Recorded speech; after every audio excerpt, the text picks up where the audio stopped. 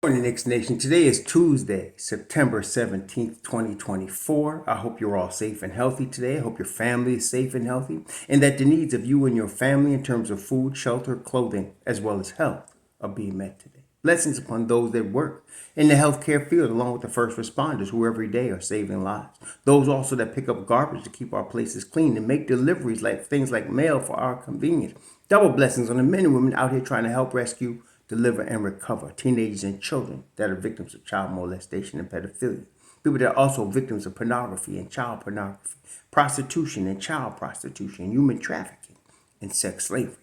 Double curses on the perpetrators, the profiteers, and the perverts that create these industries. Finally, double blessings on the homeless.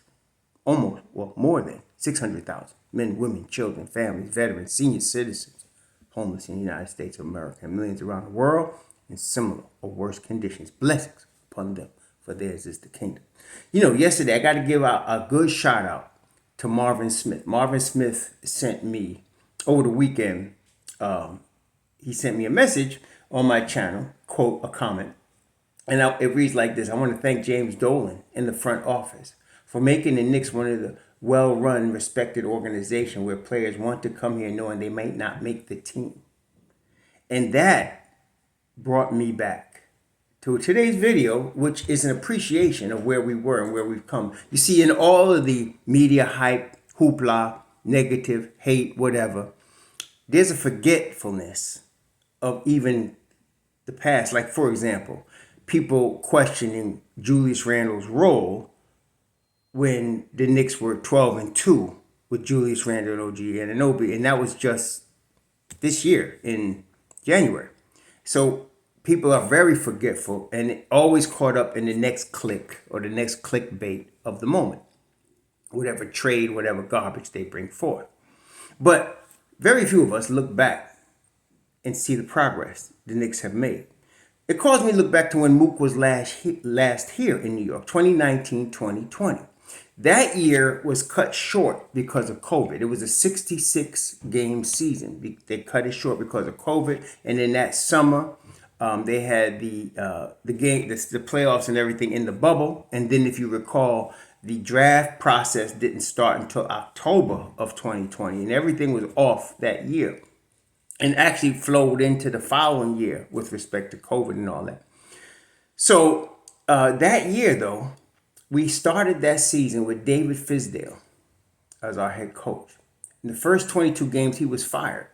He won 4 and lost 18. Mike Miller took his place. Mike Miller was a good coach. I still feel like that. But Mike Miller was 17-27. We started off with Steve Mills and Scott Perry as executives. And then probably right before the season was canceled, that March of 2020, Leon Rose was hired. Okay. The Knicks ended up going 21-45 that year. That year, the Knicks, the guys that played the most, Bobby Portis played every game, 66 games. Kevin Knox played 65 games.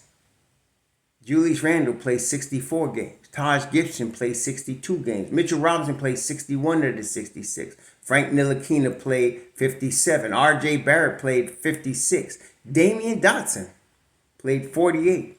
And Elfrid Payton played 45. Mook played 43 that year. So those are the guys, since it was a shortened season, I went with who played 40 or more games. That year, Julius started 64 games for the Knicks. Taj Gibson started 56. Barrett started 55. Mook started 43. Payton started 36. And Frank Ntilikina started 26. Then Reggie Bullock started 19. We had Reggie Bullock and Elfrid Payton that year. And then Mo Harkless started 10. That was the team we had. We were the laughing stock of the NBA. Laughing stock. That's where the Knicks were at that time. And people were predicting they'd never get it right. It'd be always messed up at Madison Square Garden.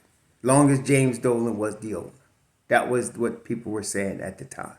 And that's still being echoed. You don't hear it as loud now. Because since then, in 4 seasons since that season, the Knicks have made the playoffs 3 seasons. They've been the 4 seed. They've been the fifth seed, the fourth seed, and the 2 seed. They just capped off a 50-win season. There are guys that were on that team that are no longer here, obviously. But Mook was interesting. Mook was 30 years old that year. He's 35 now. Then he started 43 games. Now he may not make the team. This is where the Knicks have come.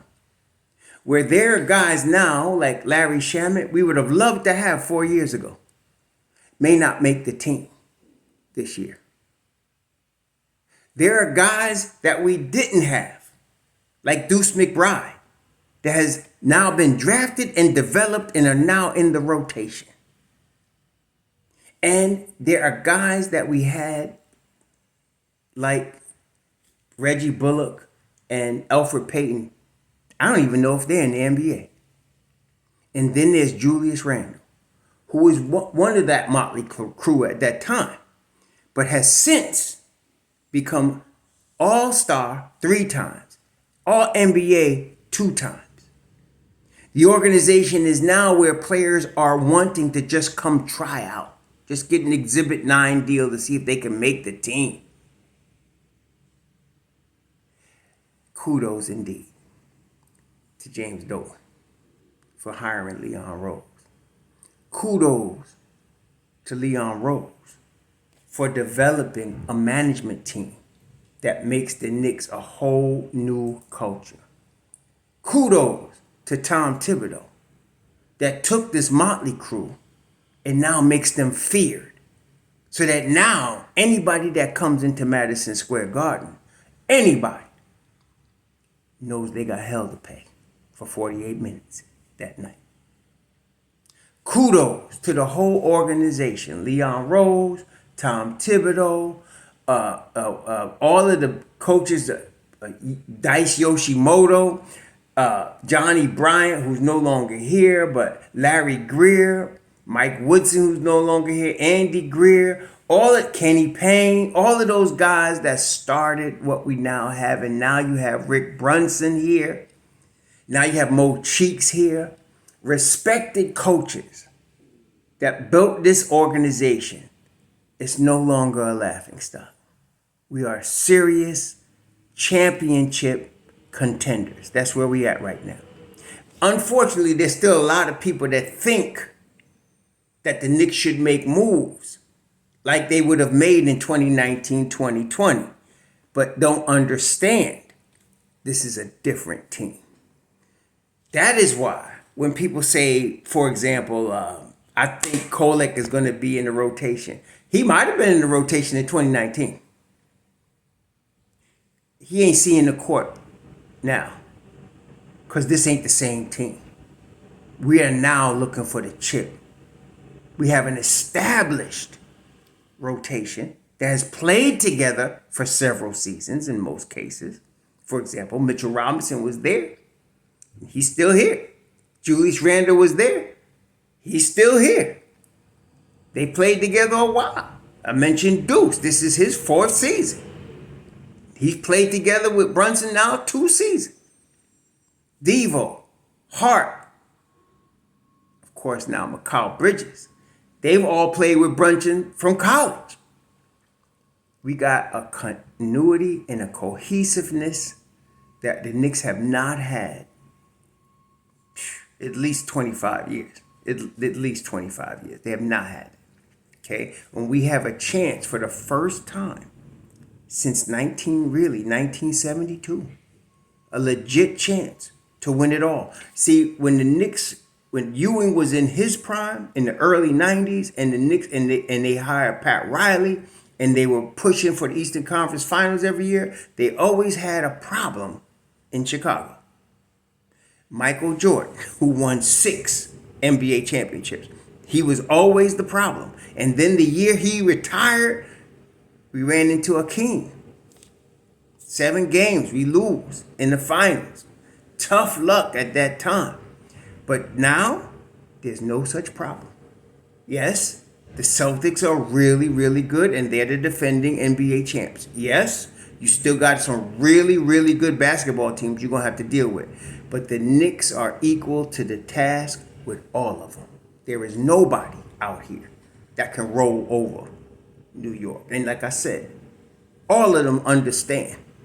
When you come to Madison Square Garden, you're going to have hell to pay. Congratulations, New York Knicks. Congratulations, Knick Nation. Enjoy what you got, because it don't come around but once every 50-something years. Shalom.